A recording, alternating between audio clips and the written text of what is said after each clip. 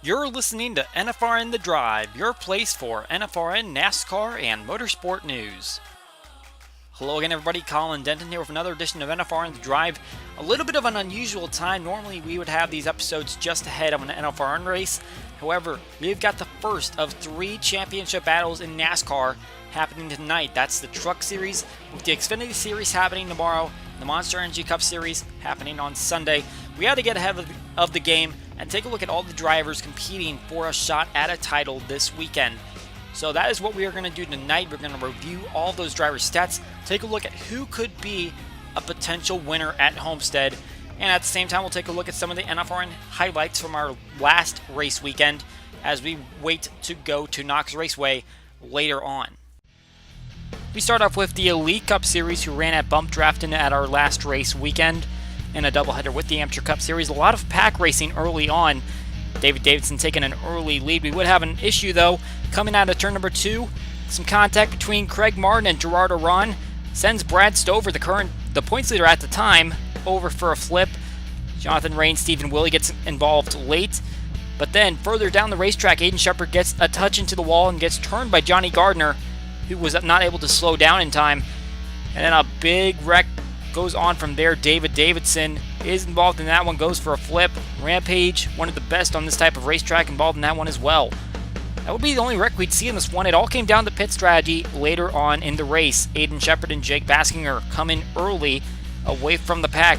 Some guys pushed it a little too far, as Jacob Rose, Adam Mundinger, Kenny Knox, Philip Fry among the guys that ran out of gas before they made their first pit stop under green. Then Jack Krause and Mitchell Mark, who had the lead at the time of that final stint, had to come down. So did Jake Baskinger. That set up a 3-car showdown between Robert Harrison, Tyler Markell, and Jack Porkins. Markell tried to look left and right to make a move on Robert Harrison, but in the end, it was the 75 car that was able to take the Toyota around the track and win at Bumpdraftin, steal away another victory for a regular. So Harrison grabs the victory over guys like Tyler Markell and Jack Porkins, who were looking for a victory to get themselves into the playoffs.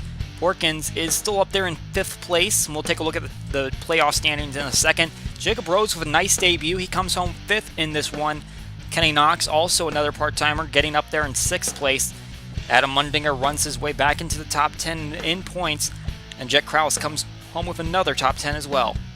So look at how the chase standings look at the moment. Rampage and Johnny Gardner are among the 8 drivers that have locked in their position for the playoffs this season, as long as they stay inside the top 25, which all of them are at the moment. 3 drivers have stolen away victories, Amateur Cup Series drivers that have come up and won in the Elite Cup Series. That's opened up 3 spots for drivers on points. No 2-time winners so far in this series, and we have a few drivers behind them that are looking to make up ground. But at the moment, John Arndt, Brad Stover, and Jack Porkins would be in if the season ended today. Now we'll move on to the Amateur Cup Series, which also ran at Bumpdraftin. A big accident early on coming through the front stretch. Little contact between Mike Simpson and Chase Baldwin really takes out most of this back part of the field. A multi-car accident, which Baldwin goes on his roof. You got a couple of Western Motorsport drivers in there as well, Thales and Borland. Then pit road problems. Jesse McConnell runs into the back of Lopez, which ends up taking out Kevin Knight and TJ Ball. McConnell's on probation for that incident. Then Jason Thales gets into the back of an already damaged Colin Lindsay. And then just a few seconds later, Borland runs into AJ Jones and stuck between James Smith and Griffin Lynn, who are trying to find their way to their stalls. Then TJ Ball runs into the back of Knight and gets rear-ended by Bisceglia, pushed way past his pit stall and has to back it all the way up. Then we see coming off turn number 2, Eric Van Arsdale and Alexander Rowe get into each other and cause another multi-car accident. Connor Mays, one of the big point contenders, gets involved in this one. But then, coming toward the white flag, here's Arvin Alonso and Ryan Kendall make contact. Alonso goes just about 90 degrees, doesn't go all the way around. Caution flies anyway. Kyle Law able to take home the victory in his home state. Law was able to beat out some of the drivers that have already won the season, including Gilbert and Sparky, and beat out some of the guys that were looking for points contention. Kenny Knox ended up in 8th place, still a good top 10 run for him. And you also had Chris Harley down there in 13th place with 2 wins under his belt already. Involved in that final accident, Connor Mays, involved in one of the earlier accidents, ends up in 22nd and loses points on Harley. Now, how this playoff picture is looking right now with 8 races completed, Harley's pretty secure with his 2 victories up there in the top spot, and then there's also another open spot opened up by Clint McComb's win at Van Zandt. That means the 2 open spots are going to Connor Mays and Kenny Knox at the moment. 4 races remain in this battle as they look to find their way into the playoffs this season. In our final look at a race, the Truck Series at Oswego, the first and only time we'll go to a dirt track this season. And Kevin Knight and Dalton Wise got into it a little bit. Fortunately for Wise, he already won at Trenton, but Kevin Knight looking for his first win. All the drama really happened in these final 5 laps. A little bit of contact between Watson and Cabico, turns the 38 in front of the field. Kispin gets race-ending damage, and then Watson tries to pull down on the pit lane and takes out Friesen in the process, and McCoy gives them a heavy hit as well. Then a traffic jam as drivers try to find their way to pit lane and decide who's going and who's not. Lisenby ends up turning Nix in front of the field, causes a little bit of a traffic jam here. You can see Steve Ray got into the back, somebody as well. Jason Langley coming off pit lane, gets turned by Essentia. Taylor the Pig ends up running into Carter Friesen, who's also coming off pit lane. Daniel Voiles comes off pit lane and gets turned by Richard Morris. Voiles was looking to contend for a victory, and he still finished pretty decent, but not the win he wanted. Then Benny Seitzer, out of gas, gets turned by James Smith and gets turned over by Derek Anderline, a rare sight at a dirt track. But it was Jim Fowler who got his heart broken last time at Trenton, who was able to use pit lane to his advantage and get the victory. Just behind Fowler, Etienne Jones had a great debut with a 2nd place finish. Voiles ended up coming home 3rd, and the current points leader, Clint McComb, with another top 5 finish. Jason Langley also put together some back-to-back top 5s, and the drivers that are currently competing for a open points spot that isn't there quite yet ended up finishing back-to-back, surprisingly 13 through 15 on the results page. Now this is what the playoff picture looks right now. Only a few more opportunities left to grab a victory. No open spots at the moment, but the cut line is pretty razor thin if that spot is to open up. Just 4 points ahead of the cut line Hunter Cox is, as he's the highest among the non-winning drivers in the standings right now. So as we mentioned at the beginning of this episode, we have 3 championship battles taking place in NASCAR this weekend. One of them is about to start in about 50 minutes over on FS1. Hopefully we'll have enough time that you can go over and switch on your television sets.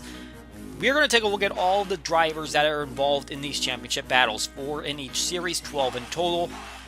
There are drivers that certainly show to be the favorites heading into these races, but there's always an underdog story.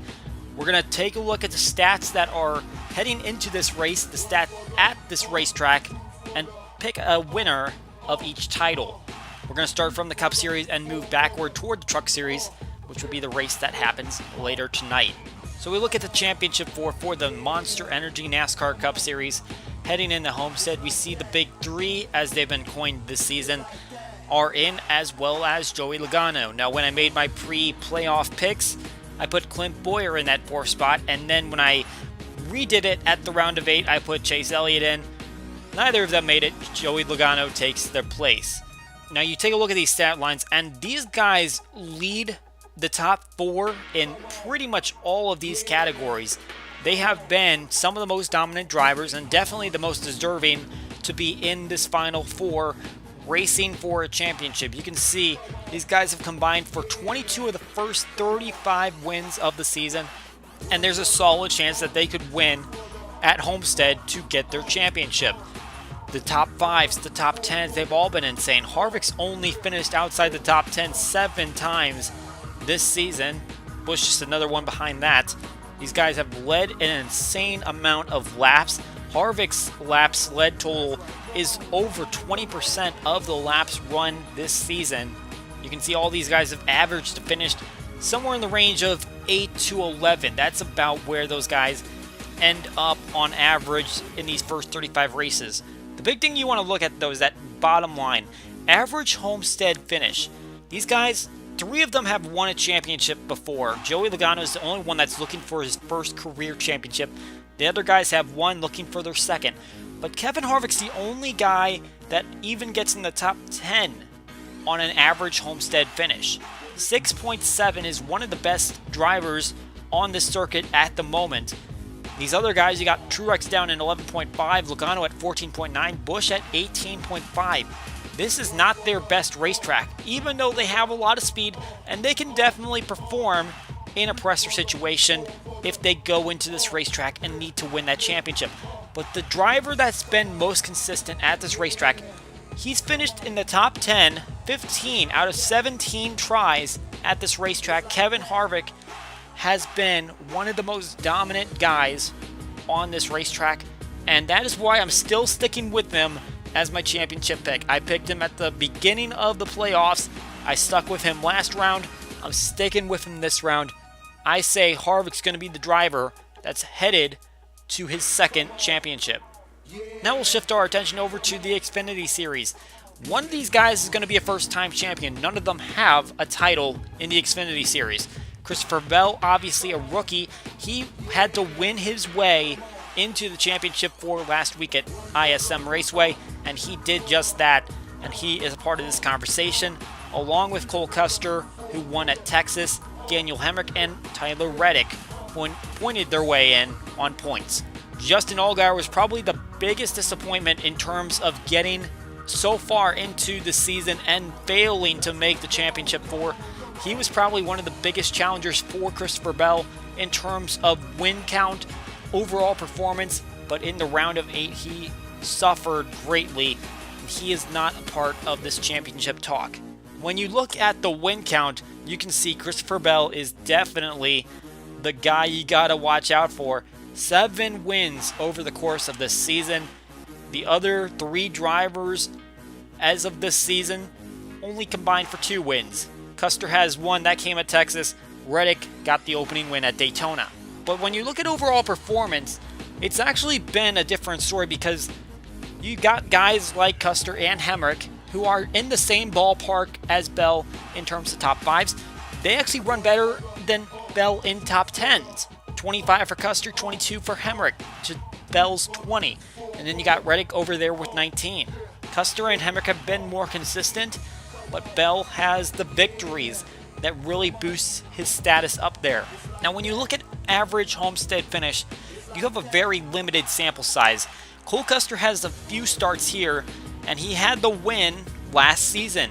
He was not in the championship hunt, though, so overall he just got that victory, but not the championship to go with it. Tyler Reddick ran for Chip Ganassi Racing last year. He finished 4th. Daniel Hemrick, he was in the championship 4 last season, but he faltered. He ended up 34th. Christopher Bell, he was just kind of running to be in the race, get accustomed to an Xfinity car, but ended up 36th in that race.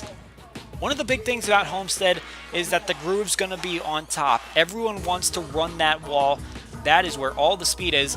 And you got guys like Christopher Bell. He comes from a dirt background. He knows how to run that type of race. He can get up there and really find the speed in the track. However, he did mention in interviews that he's not so sure that he's going to be comfortable running that way for 200 laps. Now, if that's just getting in his head, who knows? But Cole Custer, he won this race last season. That speed has not been lost on him. He has the most top 10s across this board. He should definitely be considered a major factor in this one. Obviously, Tyler Reddick, he came home with a great finish last season. However, I'm not so sure that that's going to translate to a good run this year. Just a different equipment. He's obviously going to RCR next season, but he's trying to wrap up his time at Junior Motorsports with a victory or a championship, obviously, and I just don't know if that's going to happen for him. I am very torn on this one in terms of who might get the title. I'm going to say it's going to be a toss-up between Bell and Custer, just based on, I think that Bell's just talking a little bit of nonsense. I think that he has more confidence in himself than he's given himself credit for in public. I think that Bell's going to end up taking home the championship. I don't know if he'll get the win, but he can definitely race hard on this type of racetrack, I think he'll be the title holder at the end of the night. And now we move on to the race for tonight. The NASCAR Camping World Truck Series. 4 competitors here. 1 veteran versus a bunch of young guns. Johnny Sauter leading that charge with the series lead of 6 victories so far this season. He's just a touch over Brett Moffitt, who's gotten 5 wins for Hattori Racing Enterprises this year. Justin Haley's been a big surprise and a very good one. He's gotten 3 wins this season. Noah Gragson bringing up the rear for Kyle Busch Motorsports with just 1 win this year. This has been a very consistent group of drivers. You can see they're all double digits in top 10s. In top 5s, Johnny Sauter and Brett Moffitt are double digits. You can actually see Brett Moffitt has the same amount of top 5s and top 10s. He has not finished between 6th or 10th in a race. He's either above that threshold or he's running kind of mid-pack. You don't really know what you're going to get out of Brett Moffitt. That creates a little bit of uncertainty. You don't know if he's going to be a winning race truck or one that's going to kind of run midfield. You look at those laps led categories and you can see Johnny Sauter and Noah Gragson, they like to lead a lot of laps, but obviously Sauter's the one that really gets it done in crunch time. He has a lot more wins than Gragson does. He even stole one away from Gragson at Dover earlier this year when the 18 truck wrecked himself. All these guys' average finish is above 10. Obviously, the competition in the truck series is a bit more of a disparity. Kind of helps those guys out, but they are all running very solid. But Johnny Sauter really takes the cake when it comes to that average finish. 6.1 compared to those guys that are running around 8 to 9. You can see Noah Gragson's been the pole master this season. 6 poles compared to Sauter's 2. Moffitt and Haley coming up short with none. Gragson can really be good out front to start the race, but he's going to have to hold on to that if he has a chance at winning this title. Now you look at how these guys have run at the track over the past couple years. Unfortunately, our data only goes back to 2016, but Sauter has been excellent on this track. He won the championship back in 2016. He's going for his 2nd title, which means that he has been very good at this racetrack before. He just came up short to Christopher Bell last season. Justin Haley wasn't even in the playoffs last year. He had to come in a little bit late in the season, so he didn't have the points to make that up. But he finished a respectable 9th at Homestead last year. Noah Gragson's had a little bit of a rough run at this track, though. He has a 16.5 average finish, and Brett Moffitt has never raced a truck here. Has a couple of cup starts here, though. Now, I'm listening to some of Sauter's comments earlier on in the week. He said that he's not too comfortable running up in that high line where all that speed's going to be. He's been trying to work in the simulator, get himself accustomed to running that route because he knows that is where he's going to have to run to succeed on this circuit. However, he's done this before. He's won the title. He's beaten these guys out, and he knows how to get it done on the racetrack. He's put together a bunch of wins this season. Brett Moffitt, it's kind of an unknown for him. He hasn't run a truck here before, but he also has a lot of speed, but you don't know what his consistency's gonna be. What momentum does he have going into this? Is he gonna have race-winning speed, or is he gonna fall flat? Overall, I think that it's gonna be a veteran presence that's going to take home this victory. Johnny Sauter is gonna be my pick for the Camping World Truck Series title later on tonight. So over the course of the next 3 nights, we're going to have 3 champions crowned, several opportunities for a first-time champion in those respective series. We hope you enjoy the races that are coming up, and obviously we will be preparing for the NFRN races at Knox in the Elite and Amateur Cup Series. Heading into those races, we do want to give a few reminders. Now, the Truck Series part-time signups for NCWTS, which will be the stream that comes after Knox. That sign up is going to close 2 days after the airing of the Elite Cup Series and obviously Amateur Cup Series race as well. So that date is yet to be determined when that race will be, but the deadline to sign up for part-time trucks at NCWTS will be 2 days after that airing. So if you want to go sign up, link is down in the description right now if you want to do that. Also, it will be on those races, and there will be a reminder to make that sign up if you are not there already. If you signed up before, you don't have to do it again. You're already signed up for the remainder of the season. We've also got signups for the 24-hour race in the NFRN.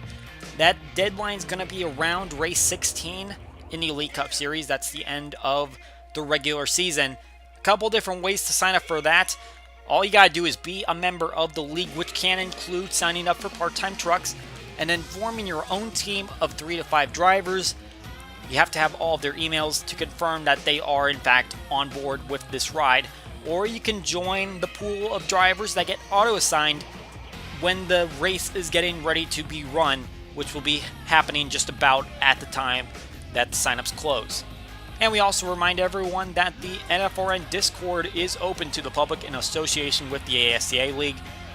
That is a great place to go to get news quickly and get notified when a race is taking place.